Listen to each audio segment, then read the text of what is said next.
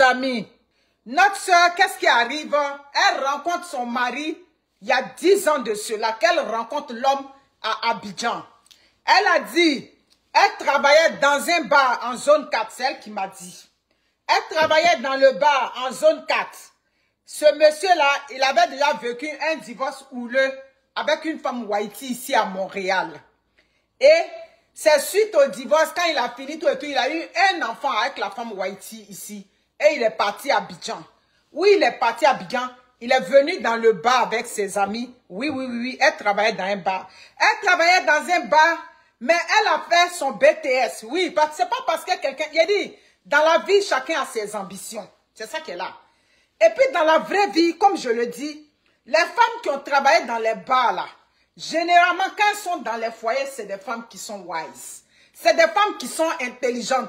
Parce que c'est des femmes qui ont connu la vie. C'est des femmes qui ont côtoyé des gens. C'est des femmes qui sont entrées dans certains mouvements et puis elles sont sorties de là. À partir de là, quand elles rentrent dans le foyer, vous allez voir que on met une femme qui a travaillé dans les bars, qui a roulé sa bosse. On met même une femme qui est assise sur les bancs à l'université.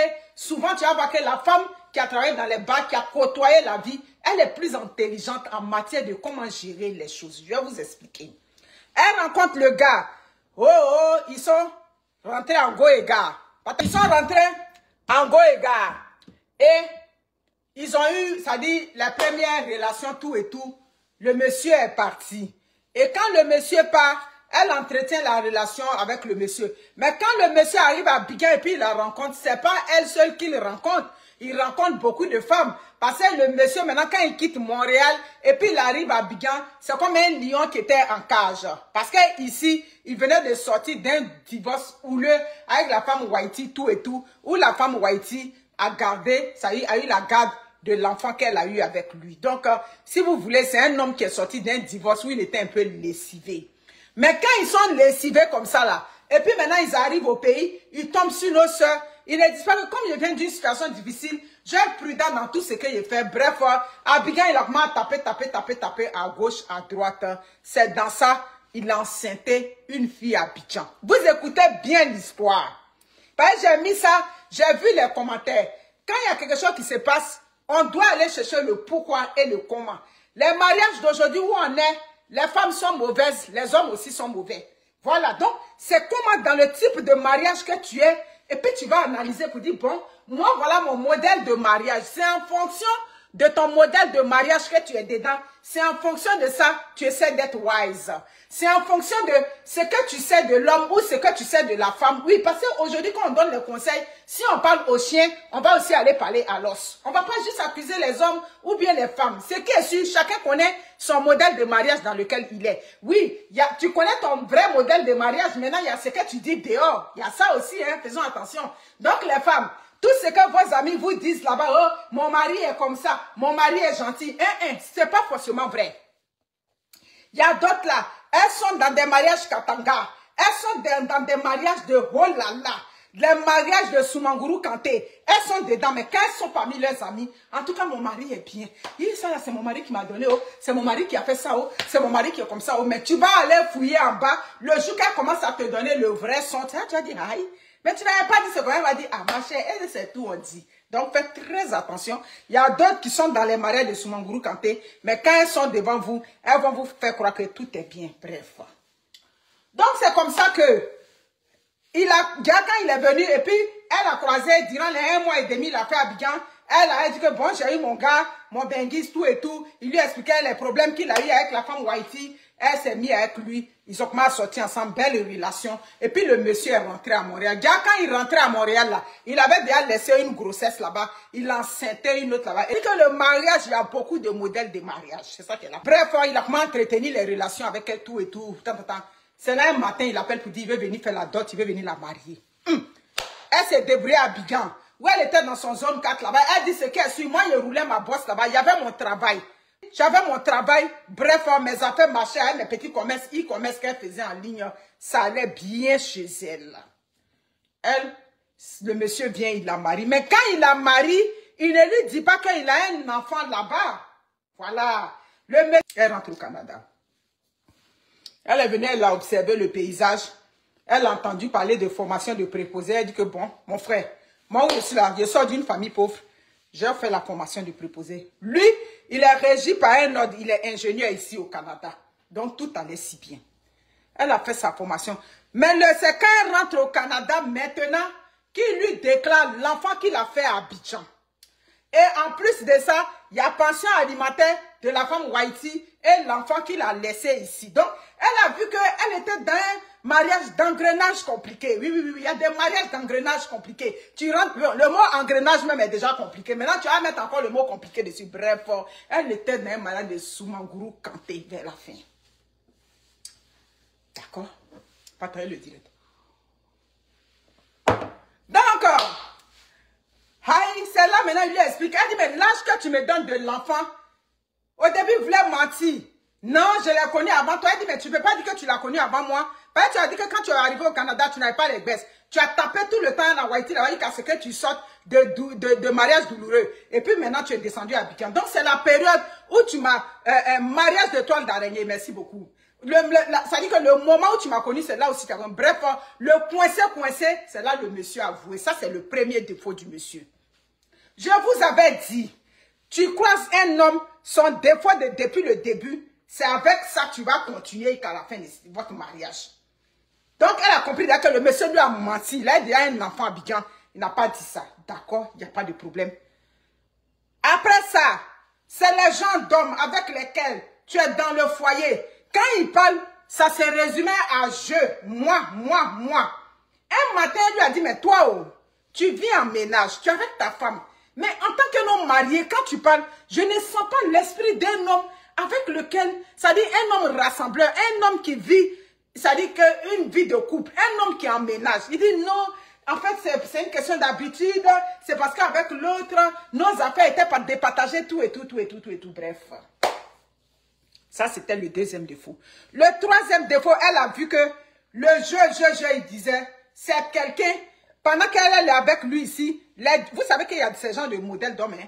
Tu as avec lui les décisions là. Au lieu de prendre les décisions ici, lui, il a une de ses grandes sœurs là-bas qu'on appelle la reine-mère de leur pays, la reine-mère de leur village, la reine-mère de leur famille. C'est à la reine-mère d'après lui, c'est la grande sœur là qui l'a aidé, c'est elle qui a payé ses études, c'est elle-même qui a payé son truc pour qu'il rentre au Canada, tout et tout. Donc, les décisions commencent par la grande sœur. Si on veut payer maison, on veut payer terrain, on veut payer quoi.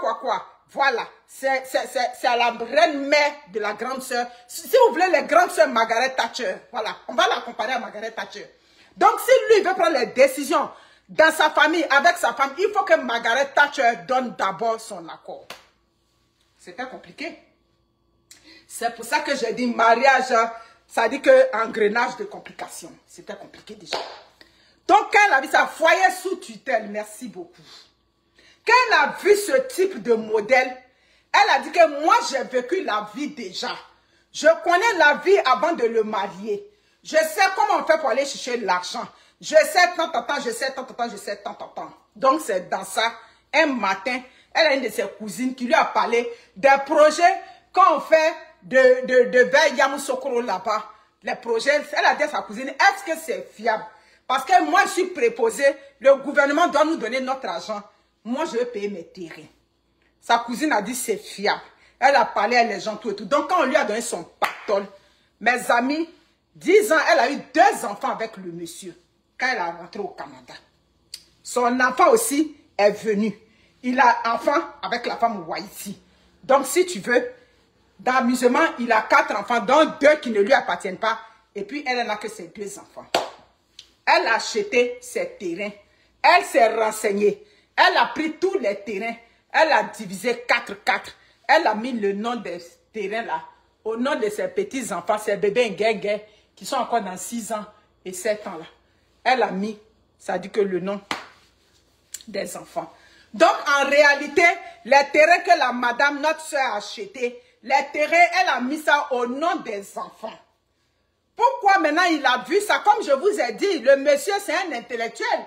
Quand il a vu, il a compris que quand tu mets le terrain au nom des enfants, demain vous vous séparez, il ne peut pas avoir la main sur les terrains. Parce que les terrains là portent le nom des enfants qui vous appartiennent. C'est ça. Demain, c'est comme les terrains appartiennent aux enfants. Donc, elle a vu qu'elle n'était pas dans un mariage sécuritaire. Donc, la question qu'on va se poser dans ce direct, est-ce qu'une femme, ça dit qui est mariée légalement, oui, c'est une femme à féliciter. Parce que quand elle m'a parlé, moi, je l'écoutais. J'attendais pour voir au nom de qui elle a mis le terrain. Ça dit que le terrain, elle m'a dit, parce que je ne voulais pas faire de mère, je ne voulais pas faire de soeur, elle m'a dit, j'ai mis le terrain, les 8 terrains, au nom de mes 2 enfants. C'est quand il a vu ça. C'est là qu'il a dit, aïe, mais les enfants sont aussi tes enfants. Non, il a compris. Pour que demain, s'ils ne sont plus ensemble, il n'a pas la même mise sur, ça dit que le terrain.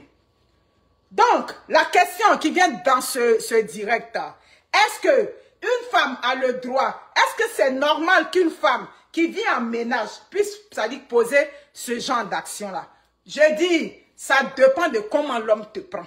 Les mariages où on est, quand je parle, je dis on, parce que je suis une femme. Je ne peux pas toujours dire non, pour moi, clean, tout et tout, c'est pour les autres qui est mauvais. Non, non, non, non, non. Quand je parle, je mets on parce qu'on est toutes les femmes. Parfois, on vit les mêmes réalités. Vous comprenez? Donc, moi, j'ai trouvé que cette fille-là, elle est très intelligente. Donc, si tu es avec un homme, ma chérie, tu vois qu'il n'est pas correct.